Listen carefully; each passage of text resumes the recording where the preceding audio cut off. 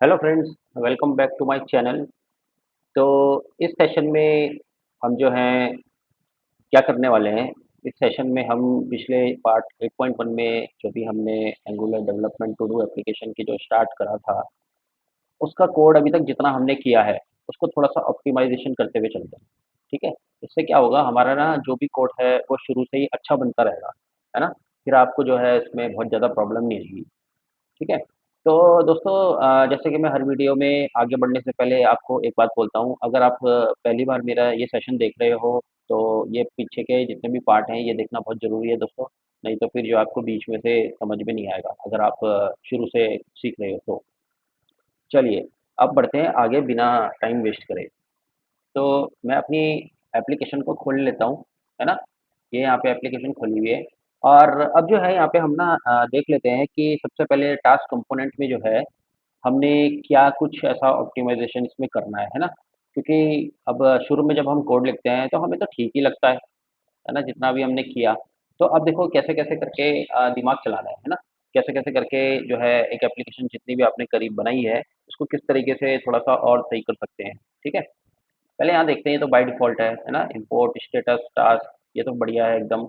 ठीक है, ये तो हमने पहले ही सेपरेट फ़ाइल बना दी है और वहाँ से जो है हम इसको इम्पोर्ट कर रहे हैं, है ना? फॉर्म्स मॉड्यूल भी बहुत ज़रूरी है ही। अच्छा, यहाँ पे देखो एक ये सेलेक्टर जो है ना, ऐप हाइफ़न टास्क लिस्ट, है ना? अच्छा, मैं चाहता हूँ कि अपनी एप्लीकेशन में ना ये ऐप करके यूज़ ना होए, है ना? इसमें कुछ नाम हम रख दें, कोड फॉर बिगिनर करके रख देते हैं, ठीक है? क्योंकि कोड फॉर बिगिनर चैनल है, तो आपको अपने हिसाब से जो भी रखना है ना? जो भी अपने हिसाब से एप्लीकेशन आप बना रहे हो, वो रख सकते हो, है ना? तो एक काम करते हैं, पहले एंगुलर डॉट जेसन में चलते हैं, ठीक है? यहाँ पे देखिए, आप देख रहे होंगे ये प्रीफिक्स, है ना? तो ये प्रीफिक्स आपने चेंज कर देना है बस। ठीक है? तो तब भी आप जब भी आप फिर आगे से CLI कमांड के थ्रू कोई कुछ भी बनाओगे, है ना? इंटरफ़ेस बनाओगे, कंपोनेंट बनाओगे, तो ऑटोमैटिकली आपका ना कोड फॉर बिगिनर लिख ल लगा के दिखा के लगा लग जाएगा मतलब आगे, ठीक है? तो मैं इसको क्या कर रहा हूँ, कोड फॉर बिगिनर, ठीक है? ये मैंने कोड फॉर बिगिनर कर दिया। और अब यहाँ पे ना एक बार क्या करते हैं, हम ऐसे ही ना एक टेस्ट कंपोनेंट बना के देख लेते हैं, हालाँकि हम उसको बाद में डिलीट मार देंगे और चेक कर लेते हैं कि अब जो है ये कोड फॉर बिगिनर आ रहा है हमारे यहाँ पे सिलेक्टर में और कंपोनेंट में कि नहीं। जो नए कंपोनेंट बनाओगे, पुराने वाले में नहीं, ठीक है? पुराने वाले में तो जो बना रहेगा वही बना रहेगा। आप चाहो तो उसको यहाँ से पुराने वाले कंपोनेंट में ये ऐसे करके वो कर सकते हो। यहाँ पे ऐप की जगह पे इस तरीके से पेस्ट कर सकते हो, ठीक है? तो चलो, मैं देखता हूँ, जैसे मैंने ng जनरेट सी से कंपोनेंट और टेस्ट नाम का एक जो है कंपोनेंट बनाया है, ठीक है? उसमें अब हम देखते हैं कि कोड फॉर बिगिनर आ रहा है, नहीं आ रहा है सेलेक्टर में, है ना? तो ये मैं खोल लेता हूँ टेस्ट डॉट टीएस नाम की फ़ाइल। देखो यहाँ पे ना कोड फॉर बिगिनर्स आने लग गया, ठीक है? तो ये एक बहुत अच्छा ऑप्टिमाइज़ेशन हमारा अभी तक पहला ऑप्टिमाइज़ेशन इतना बढ़िया हो गया कि अब जो है ये ऐप हाइफ़न करके कुछ नहीं आ रहा, ये वही आ रहा है जो कि मेरा जैसे चैनल है जिसके जैसे जैसे जैसे होता है ना, जैसे किसी की कंपनी होती है तो वो यहाँ पे क्या करता है, अपनी कंपनी का जो है एक वो बना देता है ना? टैग बना देता है, जिससे कि अब जितने भी ये सेलेक्टर यूज़ होने वाले हैं आपके एंगुलर एप्लीकेशन में तो फिर वो ऐसे करके यूज़ होंगे, है ना? अब जब भी मैं अगर इस कंपोनेंट को कहीं भी यूज़ करूँगा, तो फिर मैं अब ऐसे यूज़ करूँगा, code for beginners task list. ठीक है दोस्तों? तो ये बहुत अच्छी चीज़ है, ठीक है? अच्छा, यहाँ पे ना आगे बढ़ने से पहले एक चीज़ मेरे ध्यान में आई, वो ये आई कि पिछले सेशन में जो है गिटहब का हम बना रहे थे, जिससे कि मेरी मल्टीपल प्रोफाइल्स बनी हुई थी, तो इस वजह से जो है मेरा जो मैंने जीमेल का अपना डेवलपर अकाउंट बनाया था, उसमें नहीं गया, ठीक है? तो एक बार मैं वहाँ चल लेता हूँ और आप लोगों को दिखा देता हूँ कि देखो आप ना रेपो कहाँ से वो कर सकते हो, ठीक है? क्लोन कर सकते हो। तो ये गिटहब ये है, ठीक है? अब ये मैंने टास्क मैनेजर करके यहाँ बना रखा है ना? ये लिंक भी जो है मैंने ना इससे पिछले वाले सेशन में शेयर कर रखा है डिस्क्रिप्शन बॉक्स में, तो आप वहाँ से भी जो है इसको उठा सकते हो, ठीक है? तो ये है। और ये देखो, ये आप सीधा-सीधा यहाँ से इसको कॉपी कर सकते हो, ठीक है? और गिट क्लोन कर सकते हो अपने सिस्टम पे कमांड पैनल में। और उसके बाद जो है आपने क्या करना है, यहाँ पे सारे इंस्ट्रक्शंस दे रखे हैं ना।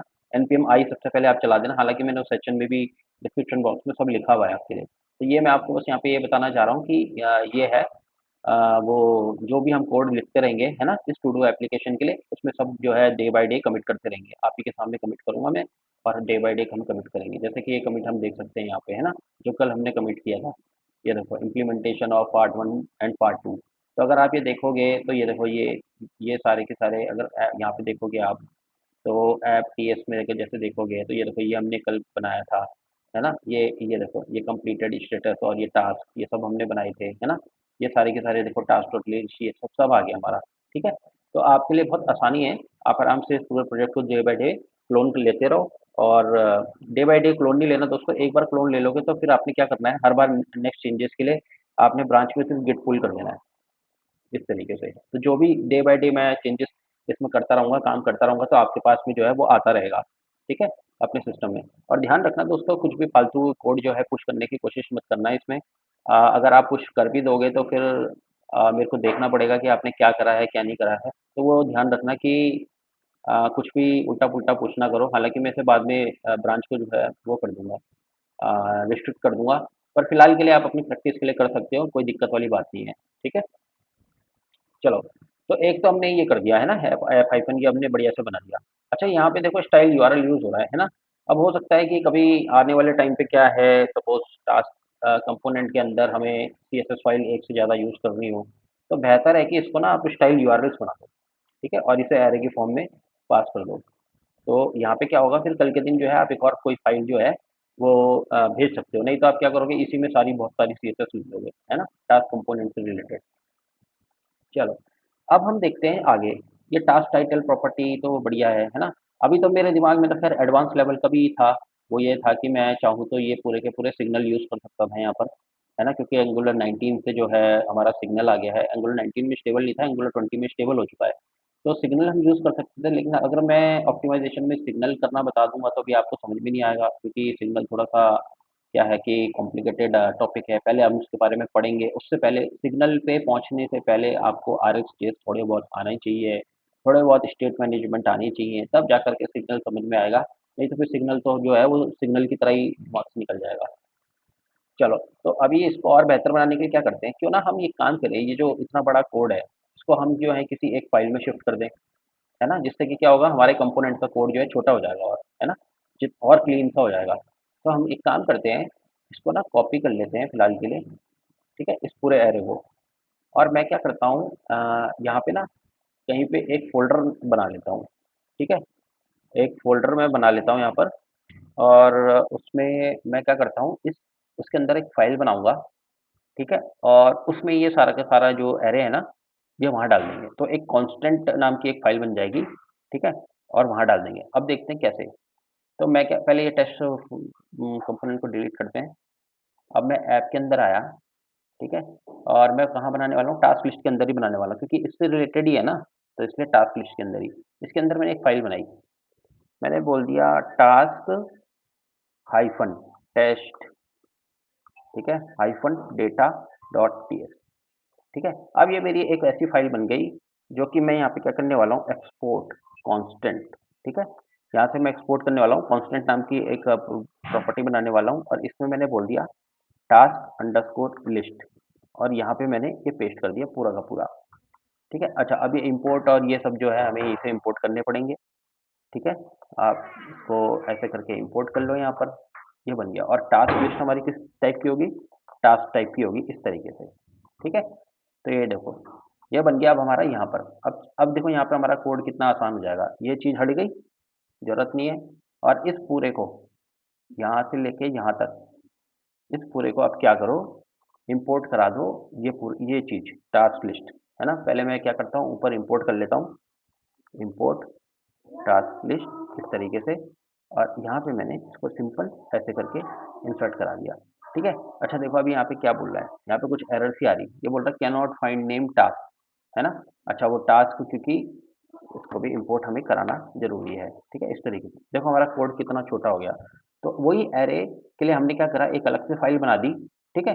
और अलग से फ़ाइल बनाने के बाद हमने क्या कर दिया, यहाँ पे इस तरीके से जो है इसको एक्सपोर्ट कर दिया, और इसको जो है हमने पूरा का पूरा कांस्टेंट नाम की जो प्रॉपर्टी है उसको हमने जो है यहाँ पे यूज़ कर लिया, है ना?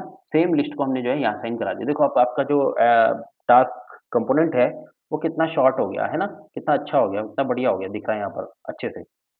तो अभी तक जो है वो थोड़ा-सा ये बड़ा-बड़ा सा लग रहा था, है ना? तो ये थोड़ा-सा हमें जो है बेकार सा लग रहा था। अब ये जो है बढ़िया सा लग रहा है ना? तो ये तो अभी क्योंकि स्टैटिक लिस्ट है, तो अभी ऐसी रहेगी, है ना? जब हम एडवांस लेवल पे इसी एप्लीकेशन पे जाएँगे, तो फिर हम ये सारी की सारी लिस्टिंग कहाँ से रिसीव करेंगे? फिर पूरी की पूरी बैकएंड से रिसीव करेंगे, सर्वर से रिसीव करेंगे, ठीक है? तो और देखते हैं कि हम इसमें क्या कुछ ऑप्टिमाइज़ेशन कर सकते हैं। देख लेते हैं कि कुछ और है जो ऑप्टिमाइज़ेशन करने लायक है। अ, फिलहाल तो अभी तक हमने जितना पढ़ा है, उसके हिसाब से तो इतना ही ठीक है ना? क्योंकि ऑप्टिमाइज़ेशन मैं सोच रहा था कि क्यों ना इस टास्क की जो लिस्ट है, इसको सर्विस से रिसीव किया जाए। लेकिन अभी पहले उसके लिए फिर सर्विस पहले मुझे बताना पड़ेगा, ठीक है ना? तो अभी क्योंकि ये सिर्फ़ ऑप्टिमाइज़ेशन का सेशन है, तो यहाँ पे सिर्फ़ ऑप्टिमाइज़ेशन देखेंगे। जो अगला काम हमने स्टार्ट करना है ना? एक बार मैं इसको खोल लेता हूँ।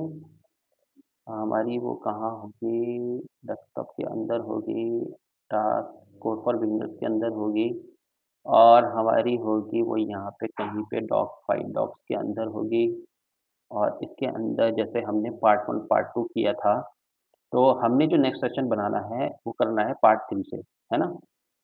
यहाँ से मैं शुरू करूँगा, ठीक है? अगले सेशन में ये डायरेक्टिव ngif करके देखेंगे, कैसे हाइड शो हाइड कर सकते हैं हम टास्क को, है ना? क्लासेस वगैरह लगा के देखेंगे, थोड़ा-सा ज़रा इसमें, है ना? अच्छे तरीके से देखेंगे, लेकिन ऐसे नहीं कि चलती रंगत में करना है। बिल्कुल प्रॉपर देखेंगे कि कहाँ पे इसका यूज़ बेसिकली होने के लिए है ना? इस तरीके से। ये पार्ट 4 में आएगा सो दोस्तों देखो सर्विसेज़, तो इसलिए ऑप्टिमाइज़ेशन भी अभी जो है हमारी रहती है। तो अभी तक जितना हमने पढ़ा, उसके हिसाब से हमने सिर्फ़ इतना ही ऑप्टिमाइज़ इस कोड को जो है हम कर सकते हैं। ठीक है? ये बिल्कुल और बाकी तो हमने सब कुछ अच्छे से लिख ही रखा है ना? तो दोस्तों ठीक है, फिर यही है एक ऑप्टिमाइज़ेशन का तो इसका एक बिल्कुल सेपरेट वीडियो रहेगा इसमें मैं आगे काम को मिक्स नहीं करना चाहता हूँ, है ना? जिससे कि फिर जो है प्रॉपर अच्छे से हमारा जो है सीरीज़ चलती रहे, ठीक है? तो दोस्तों इसको देखना, ठीक है, अच्छे से। अब मैं आपके सामने क्या करने वाला हूँ यहाँ पे देखिए, ये सारी चीज़ें इन इतनी सारी इस फ़ाइलों में हमने काम किया, है ना? एक तो तरीका ये होता है, अगर आपने गिट ऑलरेडी इंस्टॉल किया है, तो एक तो तरीका ये है कि सीधा यहीं से स्टेज ऑल चेंजेस कर दो, है ना? ये हो गया देखो और यहाँ पे मैंने बोल दिया ऑप्टिमाइज़ेशन एंड टास्क कंपोनेंट, ठीक है? अब मैं इसको कमिट करूँगा और क्या होगा ये हमारा ना ऊपर चला जाएगा, सिंक चेंजेस करो और ये हमारा ऊपर चला जाएगा इधर। अब जैसे ही मैं ये गिटहब को जो रेपो है, इसको जब मैं रिफ्रेश करूँगा यहाँ पर पहले तो मेन वाले में आ जाते हैं, है ना? अब जैसे मैं ये मेन वाले में आया, तो अब आप देखोगे यहाँ पे जो है कमिट्स आ जाएँगे हमारे, ठीक है? अभी रीसेंट कमिट है देखो 4 कमिट आ गया अब। अब इस पे जब आप क्लिक करोगे 4 कमिट में, तो देखिए हमारा ये देखो, ये आ गया ना कमिट ऑन सितंबर 5 तो जब आप इस पे क्लिक करोगे, तो इस पे क्लिक करने के बाद जो है आप आज के चेंजेस देख पाओगे जो अभी हमने किए, ठीक है? ये देखो अभी हमने ये सब चेंजेस करे ना यहाँ पे, ये सब हमने हटा दिया, इसके लिए फिर एक फ़ाइल बनाई यहाँ पे, यहाँ से रिसीव कर रहे हैं, ठीक है? तो ठीक है दोस्तों इस सेशन के लिए इतना ही है ना? मिक्स नहीं करेंगे किसी भी चीज़ को, हर एक वीडियो का जो टॉपिक होगा, जो रिलेवेंट होगा वही काम हम करेंगे। तो अब अगला सेशन मैं बनाऊँगा, उसमें हम आगे कंटिन्यू करेंगे अपना यहाँ से पार्ट 3, पार्ट 4 उसमें हम सीखेंगे डायरेक्टिव पहले तो, ठीक है? क्योंकि कुछ डायरेक्टिव स्ट्रक्चरल डायरेक्टिव हमने ऑलरेडी भी यहाँ पे यूज़ करी है, अगर आपने ध्यान दिया होगा तो एचटीएमएल में मैंने कल आपको बताया था ना यहाँ पर, ये देखो @for @if ये हमने यूज़ की है। तो अभी आगे ही और जो है हम इसके बारे में देखेंगे, स्ट्रक्चर एट्रिब्यूट डायरेक्टिव देखेंगे जैसे ये एनजी क्लास, एनजी स्टाइल ये क्या है एट्रिब्यूट डायरेक्टिव है, तो इसको हम यूज़ करके देखेंगे और इसका रिप्लेसमेंट भी देखेंगे एंगुलर 20 में ये अब किस तरीके से यूज़ होते हैं, ठीक है? ये तो क्योंकि देखो एनजी तो मैंने यूज़ किया नहीं ना ये वाला, करा तो मैंने @if तो एंगुलर 20 में जो है अब वाले सिंटैक्स यूज़ होते हैं। तो आपको पता होना चाहिए कि पहले क्या यूज़ होते थे और अब क्या यूज़ होते हैं। तो इसी तरीके से एनजी क्लास, एनजी स्टाइल अब नहीं यूज़ होंगे, ठीक है? अब क्लास डॉट करके ऐसे करके यूज़ होते हैं इनपुट बाइंडिंग वगैरह वो सब यूज़ होते हैं, ठीक है? तो ठीक है, हम करते हैं पार्ट 3, पार्ट 4 में देखते हैं फिर इसको और